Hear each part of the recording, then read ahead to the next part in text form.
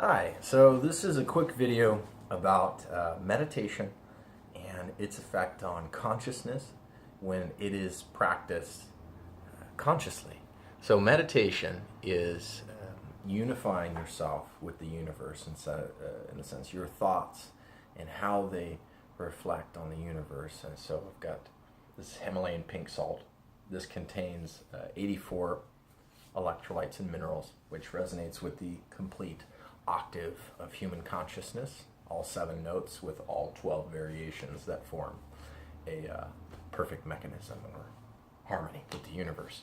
So if you imagine all these different minerals, they're traveling through the blood, and there is iron, which is in hemoglobin, which is naturally attracted to oxygen. Oxygen, as it travels through the atmosphere, is being charged by the sun, which resonates at a full bandwidth frequency, which is not all stars in the universe do that. Some of them resonate with higher bandwidths and lower bandwidths, ultraviolet stars, things of that nature. So we have a very special star in the sense that it resonates with the entirety spectrum of the unity consciousness. So what I want you to imagine, I'm going to walk through a meditation with you real quick. So focusing on the blood moving through your body and the various chakras and vascular tissues that it runs through. So imagine the lotus position. What you're doing is you're actually cutting blood off to the femoral arteries, right? So that you're massively reducing the blood flow to the legs. And you're also leaning forward, engaging the back and pulling in the belly. So essentially you're increasing the pressure that your veins are operating in. And what that does, you're reducing the total amount, right? Imagine if all of my consciousness was happening from here up. Imagine if all the blood flow in my entire body, all of it was being focused, right? From about here, because by focusing and squishing blood out of my lower abdomen, and it's already pretty much out of my legs, and raising my back forward and making sure it's not sitting in my butt, I can resonate with more blood in this area. Now, if you imagine your influence and your observation are in perfect balance, right? Your creativity and your imagination are in perfect balance, so they're not moving at all, they're in a perfect state of harmony.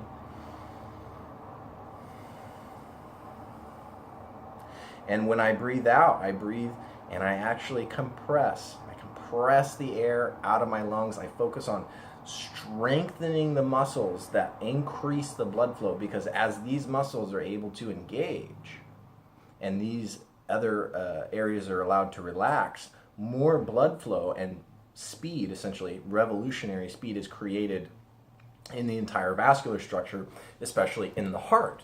Because being at a perfect state of rest while sitting still and breathing in very deeply gives you the maximum charge, the maximum electromagnetic field. And by sitting in a position that's at rest, but mindfully managing the blood flow to make it easier for the heart. Because if you imagine, this makes it much easier for the heart to beat. It's not powering all the extra blood that's going to my lower body, my lower extremities. By having the lower core strength, I'm able to compress the blood out of a lot of the lower body. And by breathing fully into the diaphragm and fully breathing out, you're using the muscles to increase the blood flow. Because there's only 2 things that can happen. You can constrict the veins, or the heart can pump harder to overcome the backflow EMF. So if you use knowledge of your internal vascular system, you can actually use that to gear the fluid that's moving through your body. By sitting in this position, you can perfectly align your energies. And it's like, imagine this is the strongest concentration of energy that can happen in the heart. And in this state of mind where your influence and your observation are in harmony, the mind is clear. It's like a lens and it's like a sun. So if you imagine taking all the love that you have and turning it inside out into light, and focusing it through your mind in such a way that your mind can expand and see how to get to that love, or your mind can channel that love and burn through any problem. This is the process of karma, or burning karma. You're literally creating a vascular structure that is very strong, with an incredible sense of fluidity that's both conscious and voluntary. Okay? So by creating a system where you're breathing out, that's how I do it. Breathe all the way in. Take 3 extra breaths to stretch as much as I can, expanding and compressing here, right? So I'm expanding the lungs as much as possible. I'm compressing the lower abdomen and arching the back forward to create a sandwiching effect to maximize the amount of air. So I breathe in to get just a little bit more to stretch my capacity. And when I breathe out, the chest goes down first, and then the belly compresses, and the belly goes in. And then when you go all the way out, and make sure you continuously engage your spine as well by keeping those pressures. And then once you do those exercises a few times a day, you're going to massively increase your cardiovascular strength internally. And then when you just breathe naturally, after you've focused on constricting the veins and then relaxing the veins and then stretching the veins, right? That's one exercise. And then when you just breathe naturally,